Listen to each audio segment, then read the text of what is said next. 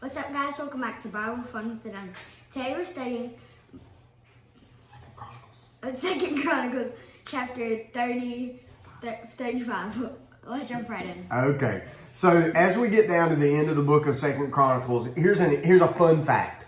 So if we were Jewish and we had our Bible, okay, so the Jewish Bible is set up a little bit differently than our Bible is set up. Our Bible is going to end with, it's going to end the Old Testament with the book of Malachi, right? And so Malachi is going to end the prophets or the minor prophets. Then it's going to open with the book of Matthew. And in between Malachi and Matthew, there's 400 years of silence. And so our Bible ends with the minor prophets and opens with the Gospels. The Jewish Bible has the books arranged in a little different format. So the last book of their Bible is Second Chronicles. So the chapter that we're reading today and the chapter we're reading tomorrow is like for us reading the last two chapters of the book of Revelation. So for us, we're reading through this and we're reading about the closing of the kings of Judah. What's interesting is whenever the Bible opens in the New Testament, the Bible opens with the book of Matthew in the New Testament. Matthew, Mark, Luke, and John are the gospel books, and they tell us the story of who, Jeb? The story of Jesus. That's right. Dying on the cross. Dying on the cross. That's right. So where 1st and 2nd Chronicles tell us the story of the kings of Israel, the New Testament book of Matthew and the Gospels tell us the story of the king, not just of Israel, but of the whole world. And so we remember that as we're going through this. Now, chapter number 35 is the story where King Josiah, he's a little boy king whenever he becomes king. He's about 26 years old at this point in the story when the chapter starts. And he decides that he is going to celebrate the Passover as big as it's ever been celebrated before. Now, Jeb, remind us, what was the Passover? It was like when the angel came over y'all's house, came over people's houses, not y'all's. And if you didn't have blood painted on your door or a red cord tied on your window, then the angel would come kill your firstborn. Okay, but if there was blood on the door, and here's the house, if blood was on the door, what would the angel do? It would just pass over it. He would pass over, and that's why the festival is called Passover. Now, here's what's at the same time awesome and sad. It's awesome that in this story, King Josiah has decided we are going to celebrate the Passover. Now, for us, kind of our equivalent, our holiday for this would be that once a year we're going to celebrate Christmas big time and we're going to celebrate Easter big time. These are non-negotiables. This is a big deal for us to celebrate. Well, for them, Passover was the big thing to celebrate. Josiah said, we as a country are going to celebrate this big time. That's great. Here's the bad part about this.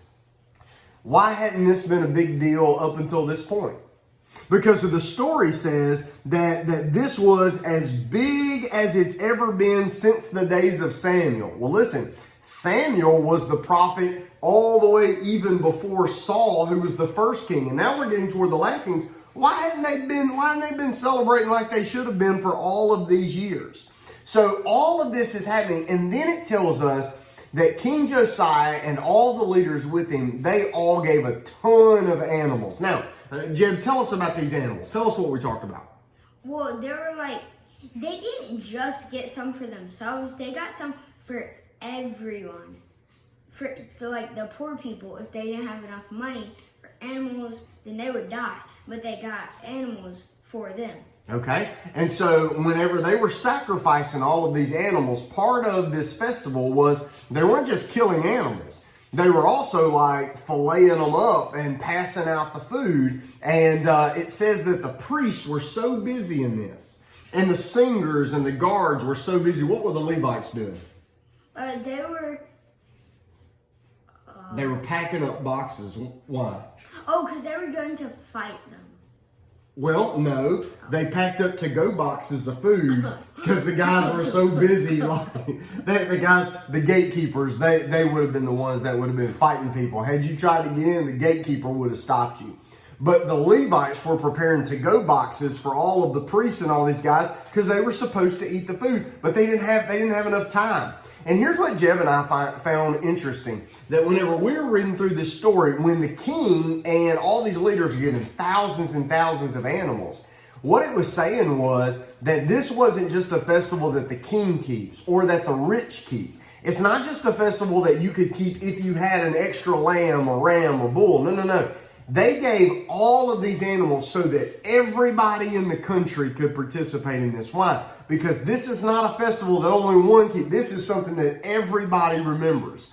Then the story ends, and it ends with kind of something sad. What happens to King Josiah? You remember? He goes out to war, and the people tell him not to. He's like, nah, I'm going. And he dies. Well, he gets badly wounded, and he's like, take me home. They take him home, and he dies. He gets buried in the tomb of all his ancestors. Yeah. I thought, whenever I read through this story, I thought, you know what's good advice? Don't ever jump into fights that aren't your fight. Also, one of the worst kings in all of Bible history is King Ahab.